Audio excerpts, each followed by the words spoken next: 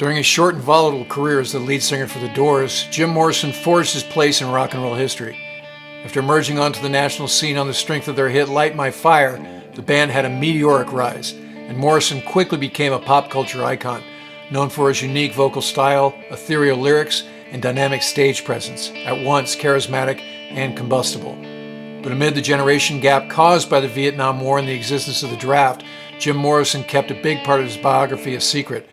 His father was a Rear Admiral in the U.S. Navy. Jim's dad, George Stephen Morrison, graduated with the Naval Academy class of 1941. His first duty station was Pearl Harbor, where he was a surface warfare officer assigned to the USS Pruitt, a ship undergoing repairs in Pearl Harbor. Morrison was aboard the ship the morning of December 7, 1941, when the Japanese attacked and America was drawn into World War II.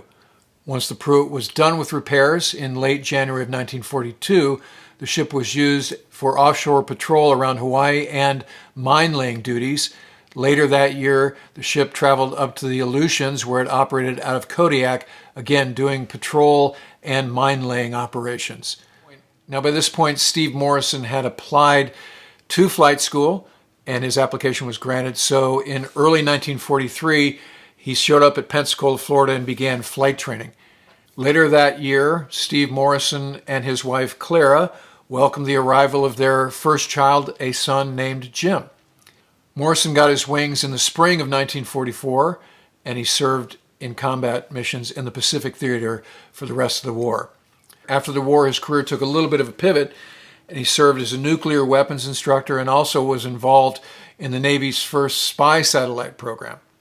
In the 50s, he also served in Korea. He was assigned to the Joint Operations Center, and he saw combat action. In fact, he was awarded the Bronze Star for his service in Korea. Now, in 1963, Steve Morrison takes command of the Bonhomme Richard, which is an Essex-class aircraft carrier. Here's a picture of young Jim and Captain Morrison on the bridge of the Bonhomme Richard in early 1964. Now, in August of 1964, the Bonhomme Richard is on deployment in the Western Pacific off the coast of Vietnam. Captain Morrison is dual-hatted. Not only is he the CEO of the Bonhomme Richard, he's also the head of the 3rd Fleet Carrier Division. On August 2nd of 1964, the USS Maddox, which is a destroyer, as part of this task force, is 35 miles off the coast of Vietnam. The destroyer's radar and lookouts pick out distant contacts. They're watching these contacts throughout the day, and by mid-afternoon they see 3 Soviet-made P-4 PT boats coming at them. Maddox opens fire as the PT boats get dangerously close, and the PT boats return fire. Meanwhile, Maddox has requested air support from the carriers located nearby, the USS Ticonderoga and the USS Bonhomme Richard. In this 20-minute skirmish, Maddox has damaged 3 of the PT boats while only being hit with a single round. By this point, 4 F-8s from the USS Ticonderoga are overhead. The lead F-8 is flown by the skipper of the squadron, VF-51, a name we know, Jim Stockdale. Stockdale would go on to receive the Medal of Honor for his conduct after being shot down later and spending 7 years in the Hanoi Hilton. But at this point, he's leading this division of F-8s against these PT boats. So the PT boats are hit but not completely neutralized. So Stockdale and his wingmen each fire a Zuni rocket, but the rockets miss. So the other 2 airplanes on their wing do a strafing run. That's successful. It neutralizes one of the PT boats dead in the water while the other 3 limp back to port. The F-8s get to bingo fuel. They have to return to the Ticonderoga. Stockdale's wingman says he sustained damage to his right wing. Stockdale joins up. He can see the right wing is damaged. It doesn't appear to be leaking. Stockdale figures that the young Lieutenant J.G. actually overstressed the airplane with too much G as he was pulling off of one of the gun runs. So he directs him to divert to Da Nang. He doesn't want to take any chances of this young pilot trying to recover back aboard Ticonderoga. So they land and debrief. This is the first direct combat action between American forces and the North Vietnamese. So Captain Morrison relays all of this information up the chain of command, and they instruct Captain Morrison to send an additional destroyer up to join Maddox in the event that the North Vietnamese attempt this sort of thing again. So he sends the destroyer Turner Joy up there to go steam with Maddox. So 2 days later, it's nearly midnight, and everybody is on heightened alert because of what happened on August 2nd. And the controllers at their radar stations start to see what they believe are radar hits that look like a column of PT boats coming at them. They go to general quarters. Both Turner Joy and Maddox are actually firing at these radar returns, although nobody is seeing any ships. Again, they call Ticonderoga for air assistance. Commander Stockdale launches, and he's overhead waiting to actually see what's going on. As he looks down, he doesn't see anything. They're saying they're getting radar returns. There's a lot of chaos. In fact, above him is another future admiral named Wesley McDonald in an A4, and he also doesn't see anything going on. So years later, I had a conversation with Admiral Stockdale, and I was able to ask him about the events of the evening of August 4th, 1964, and he said he didn't see anything. All he saw was black water and Americans shooting at nothing. Now, Captain Morrison reports the fact that although they thought they saw radar contacts, that ultimately they probably didn't. However, that report is distorted as it gets to Secretary McNamara and the President. And the President goes on national TV and announces that for the second time, American destroyers have been attacked in the Gulf of Tonkin, and President Johnson asks Congress for the authority to conduct military operations without declaring war. This is known as the Gulf of Tonkin Resolution. So that authority that President Johnson requests is granted. And so on August 5th, 1964, the USS Ticonderoga and the USS Constellation launch 67 airplanes to attack refineries and anti-aircraft sites in North Vietnam. This is called Operation Pierce Arrow. Operation Pierce Arrow is by and large a success. However, American forces suffer their first aviation casualty. Lieutenant J.G. Richard Sather, a VA-145, crashed after his A-1 was shot down. And we also had our first POW. Lieutenant J.G. Everett Alvarez had his A-4 shot down. So he started his 8-year stint on August 5th, 1964. In fact, he went in as Lieutenant J.G. By the time he got out in 1972, he was a lieutenant commander, the longest held of the American POWs in the Vietnam War. One element of President Johnson's remarks that was not good from a military tactics point of view is he more or less announced the retaliatory strikes 2 hours before they actually took off, which cued the Vietnamese that the Americans were coming. So that could have contributed to our first KIA and our first POW. And then in what is arguably one of the most cynical statements made by an American president when commenting about the August 4th situation, the fact that there really weren't any PT boats present and they were shooting at phantom contacts, Johnson quipped, they could have been shooting at whales for all I know. Now, although there were already 25,000 advisors in Vietnam in the spring of 1965, Johnson sent the first official combat troops in on March 8th of that year. 3,500 Marines landed at Da Nang, which kicked off the official combat part of the Vietnam War, which would go on for another 7 years and ultimately cost 58,000 American lives. So Captain Morrison knew that his report had been mangled by the Secretary of Defense and the President, but he just saluted and did his duty and carried on. And as a result, he made Rear Admiral at the age of 47, which made him one of the youngest ever to attain flag rank. Now, meanwhile, the family had grown over these years. They now had 3 kids. Jim had a brother and a sister, and they moved everywhere from Albuquerque to Florida to Northern Virginia, where Jim went to high school and graduated. Then he went to FSU for a year, got into some trouble there, was arrested for disturbing the peace. Here's his mugshot from that incident. Decided he wanted to go to film school. So he moved out to California and started film school at UCLA. Sometime later, He calls home and says that he's joined a rock band. And let's let Admiral Morrison describe his reaction. When he ended up in rock music, I was absolutely flabbergasted. Well, he called me on the phone, said he was going on the road with a rock band.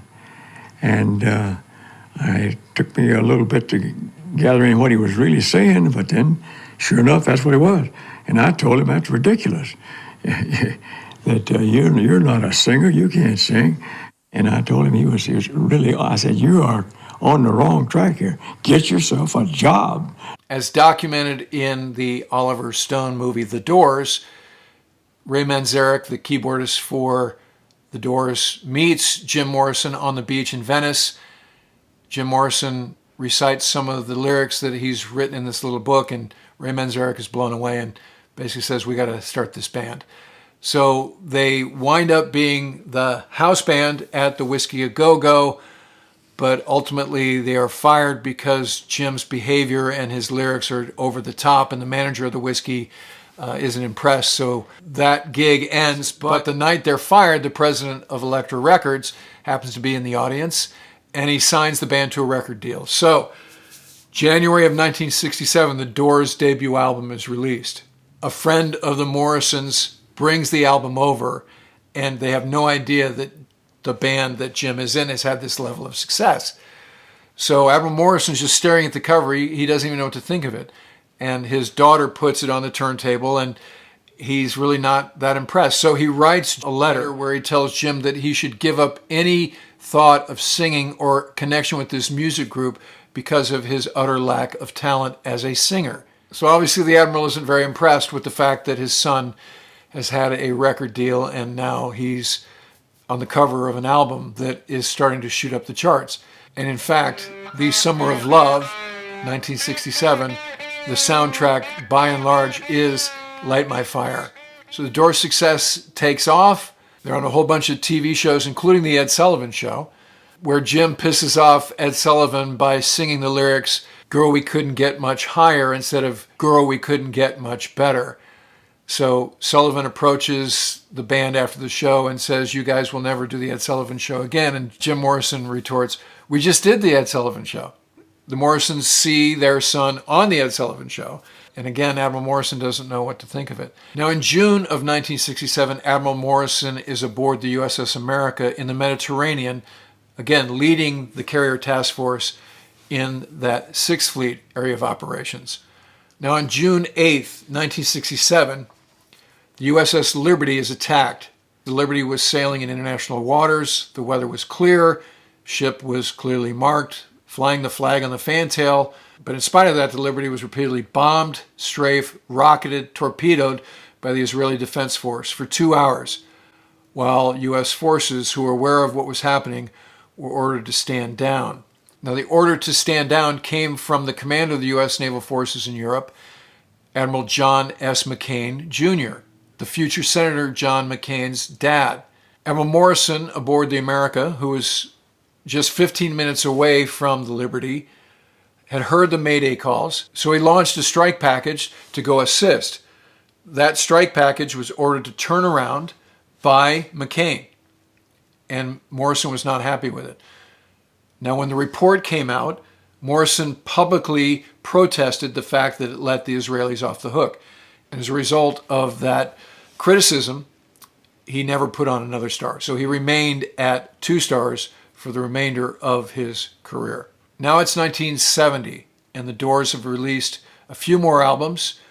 Jim's live performances are quite a spectacle, mostly because the crowd has no idea what state Jim is going to be in. By this time, his substance abuse is really starting to get out of control, and the band is breaking apart. And so Morrison is trying to rally these crowds into a frenzy. The band is pushing back, just saying, let's just play music. But he wants to get more out of it, and he's not satisfied just singing songs.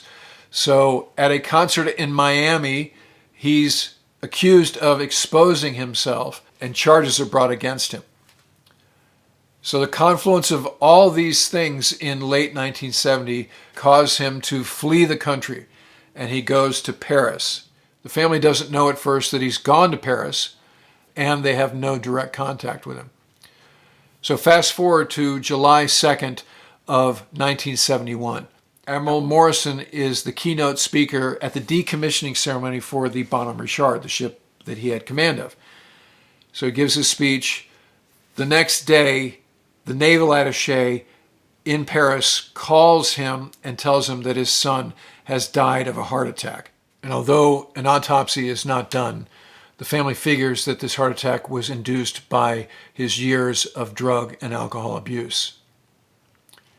Admiral Morrison goes on to have a few more jobs in the Navy, including he's the head of the naval forces in the Marianas, and he oversees the evacuation of South Vietnamese refugees in 1975 to Guam, an operation that he said later he was most proud of anything in his career. So he retires from the Navy in 1975. He and his wife moved to Coronado, California, and become fixtures in the community there.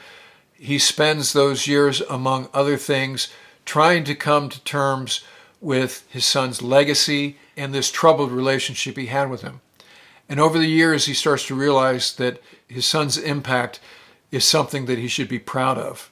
Also, the Morrison family are the heirs to the Jim Morrison estate, so that kind of money makes the retired admiral realize that maybe being a rock star at the level Jim was at isn't such a bad thing after all.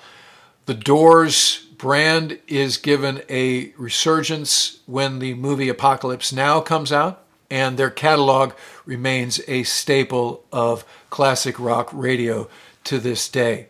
In 1990, Admiral Morrison and his wife traveled to Paris to visit Jim's grave and to place a plaque on the grave that is written in Greek that roughly translates into true to his own vision, true to his own spirit. So in the end, Admiral Morrison reconciled with his son. Unfortunately, it was some decades after Jim Morrison had died. You can just imagine that, and those of you who lived through the 60s will well understand that the generation gap during those years was extreme. And members of the greatest generation had a lot of trouble seeing things the same way that boomers were seeing things. And the war was basically the main topic that they were divided on. The Admiral himself passed away in 2008 in Coronado at the age of 89. All right, that's going to do it for this episode. If you're a first-time viewer, please ring the bell and become a subscriber. Give me the likes, comment. If you'd like to help support the channel, please consider using the super thanks, the heart icon with the $sign, or become a patron at patreon.com/WardCarroll. Check the links below for merch, where to get t-shirts and mugs, and how to order the Punks trilogy, which was just re-released by the Naval Institute Press, my first 3 novels about a fighter squadron. And as always, I look forward to talking to you again soon.